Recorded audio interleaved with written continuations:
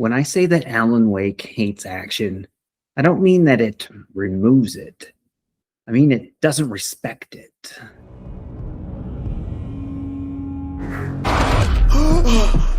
The game gives you guns. It gives you enemies. It gives you combat systems that look familiar enough to invite confidence. And then it does everything it can to make sure that confidence never settles. Just when you start reading the game like an action experience, when your hands fall into muscle memory, when you think you understand the rules, it interrupts you. The story comes in. A live action segment plays. The tone changes mid-stride. This is the kind of interruption that feels accidental. It feels intended. Alan Wake looks like a modern survival horror action game, but everything else suggests that action was never the point.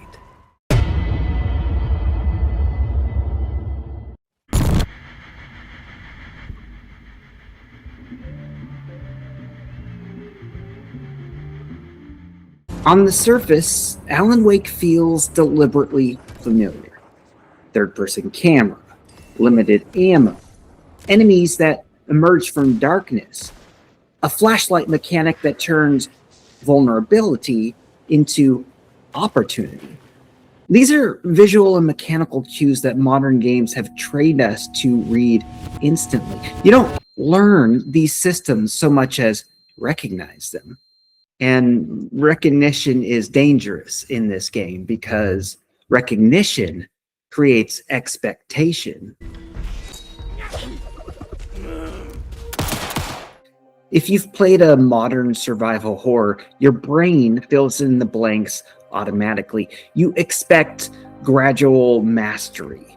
You expect cleaner encounters over time. You expect the game to eventually reward competence.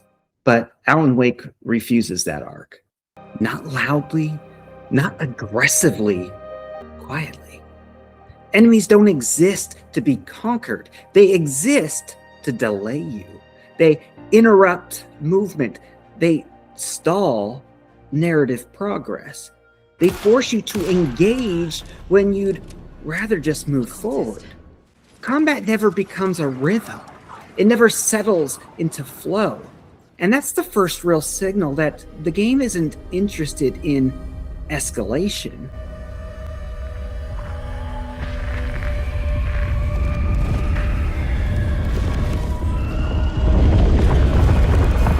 Instead of asking, how do I get better at this? You should ask yourself, how do I avoid this? That shift matters because most action games are built on confidence, whereas Alan Wake is built on hesitation.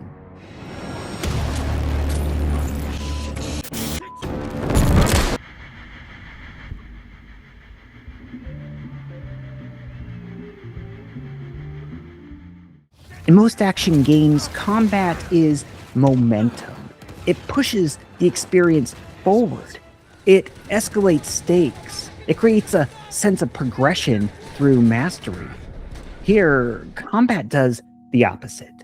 In Alan Wake, every fight feels like friction, something that slows the experience down instead of advancing it. Ammo is scarce, but not in a dramatic way. It's scarce in a nagging way.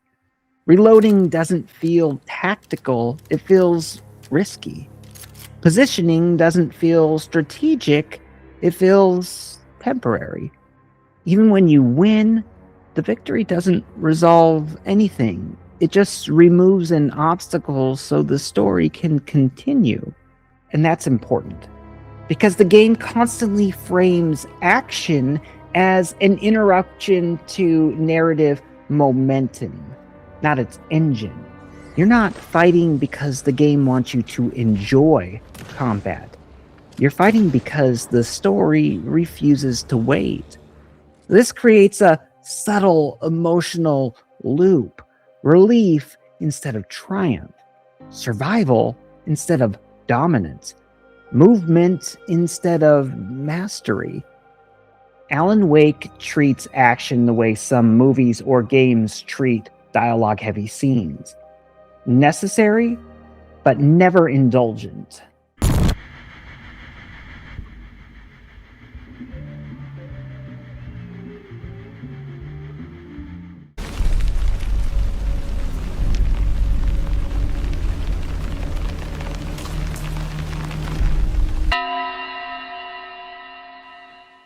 The flashlight should be the fantasy. Mechanically, it's framed as your equalizer, your way to push back the darkness, your proof that you're not powerless. But it never quite delivers on that promise. Using the flashlight doesn't feel empowering, it feels conditional. The shadows were gone, or just out of sight. Enemies don't collapse, they stagger, they hesitate, they wait for you to make another mistake. You're not banishing darkness, you're negotiating with it. And the game leans into that feeling relentlessly.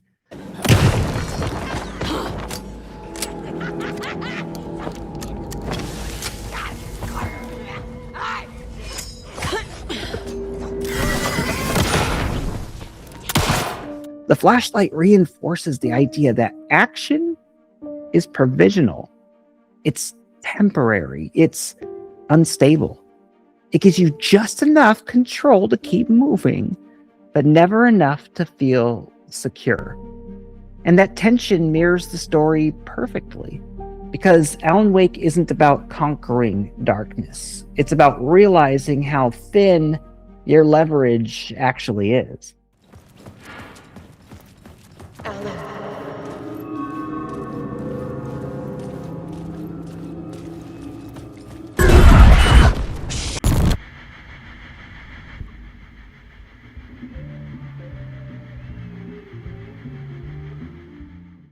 Saga Anderson's Mind Place looks like order. It's clean, organized, and structured. You pin your clues, rearrange evidence, build logical chains, and emotionally it feels reassuring. This is the game giving you a moment of calm, a space where things make sense. But notice what never happens? The mystery doesn't simplify. The chaos doesn't recede. The answers don't stabilize the narrative.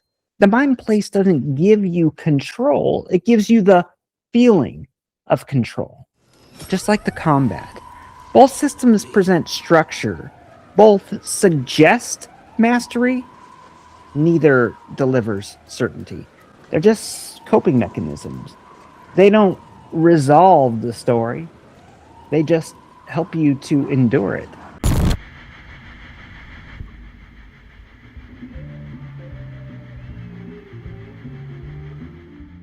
Most games with multiple protagonists use that structure to diversify power fantasies. Different skills, different approaches, different ways to dominate the world. However, in Alan Wake, it does the opposite. Saga is grounded in procedure. She has rules, logic, reality. Alan's trapped in abstraction, loops, symbols, and narrative obsession. Switching between them doesn't refresh the experience, it reframes limitation. She can't escape the real world, and he can't escape the story. Neither gets to take over, neither gets to become the main mode of play, and neither do we, the player. This constant handoff continues to reinforce the central theme.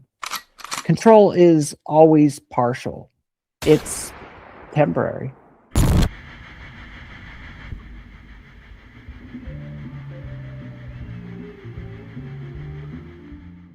Then there is the live action sequences, TV shows, interview, a full musical interlude.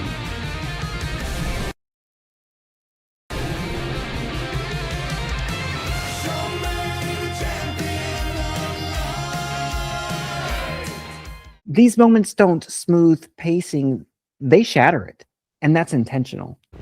They remind you forcefully that this is a constructed experience, a narrative that knows it's being performed. Most action games prioritize immersion. They want you to forget the frame.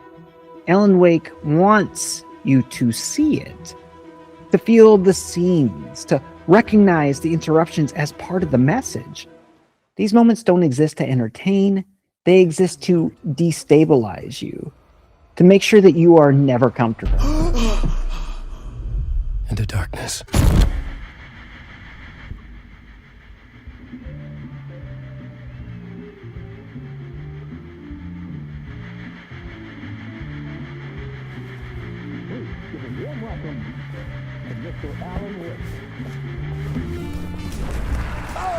Alan Wake isn't a game that wants to be fun.